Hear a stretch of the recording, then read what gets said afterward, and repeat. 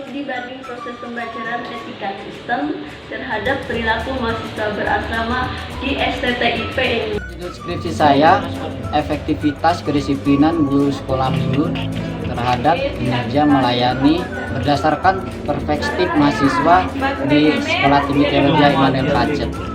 Pengaruh hedonisme Kristen terhadap motivasi pelayanan mahasiswa sebagai generasi milenial di STTIP. Eksegese Keluaran 20 ayat 3-6 terhadap penyembahan berhala diimplikasikan pada iman Kristen mahasiswa Sekolah Tinggi Teologi Immanuel Pacet. Judul skripsi saya tentang kebijakan Rehabeam dalam memilih nasihat diaplikasikan terhadap gaya hidup mahasiswa di STT Immanuel Pacet. Strategi 4 dengan metode diskusi diaplikasikan terhadap firman Tuhan dalam pertemuan bersama. Judul skripsi saya tentang kajian teologi feminisme terhadap peran wanita dalam pelayanan berdasarkan perspektif mahasiswa di STTIP. Yang pernah saya melihat terjadi suatu masalah tempat ini. Di dalam pembelajaran etika Kristen sendiri diajarkan bagaimana beretika yang baik, tetapi dalam perilaku kesehariannya saya melihat itu kurang sesuai dengan pembelajaran etika Kristen itu sendiri. Karena kan hedonisme itu membahas tentang kesenangan. Nah, terkadang kan kita mahasiswa itu melakukan pelayanan dengan motivasi yang salah, yaitu hanya untuk kesenangan diri kita. Kalau saya sini membahaskan pengaruh hedonisme Kristen. Jadi hedonisme Kristen itu kesenangan untuk Tuhan. Nah, terkadang mahasiswa itu bukan memperhatikan kesenangan Tuhan, tapi kesenangan diri sendiri. Terinspirasi dari hasil perenungan, bisa dikatakan juga hasil pengamatan, karena dilihat kehidupan zaman sekarang, masyarakat Kristen zaman sekarang sudah lupa tentang apa itu penyembahan berhala. Ya, kenapa saya ambil judul itu? Karena sebagian anak muda zaman sekarang sulit di dalam memilih ataupun menerima yang namanya nasihat. Ya, karena saya melihat bahwa diskusi itu penting untuk membantu jemaat memahami firman Tuhan dalam pertemuan bersama. Karena saya memilih ini, saya pengen supaya perempuan-perempuan itu jangan direndahkan. Karena perempuan juga punya kedudukan, bukan berarti perempuan lebih tinggi kedudukannya dari laki-laki, tapi pengen dihargai juga.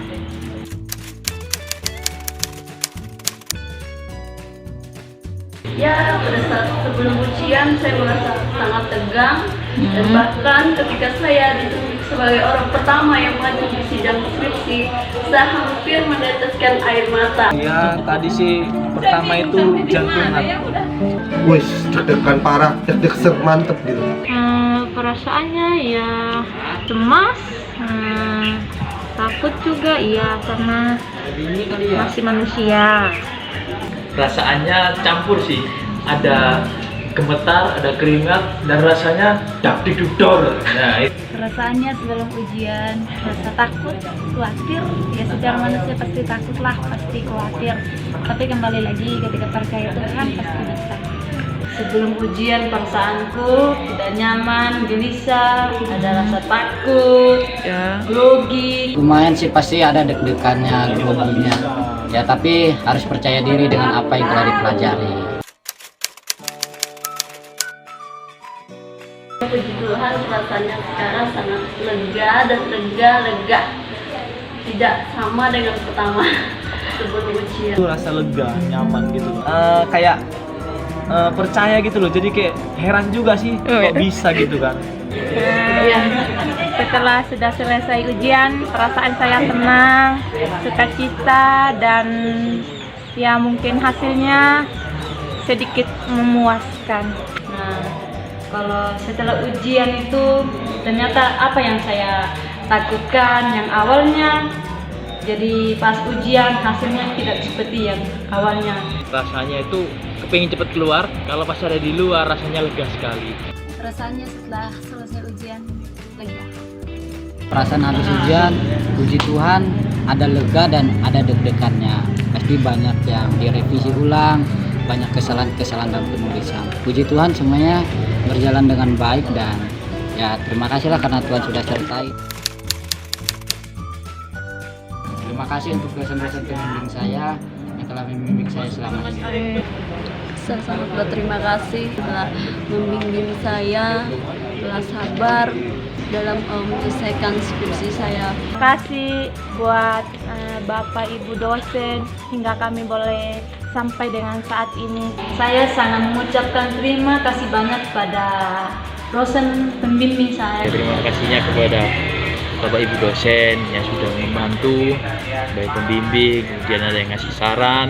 Untuk dosen pembimbing saya, terima kasih sudah membantu dan selalu mensupport saya. Yang pertama saya minta terima kasih atas dukungannya yang telah membantu saya menyelesaikan penulisan tugas akhir saya. Terima kasih sudah membimbing saya. Terima kasih sudah menyediakan waktu buat saya. Terima kasih sudah selalu mensupport. Terima kasih sudah selalu membalas email saya. Terima kasih banyak.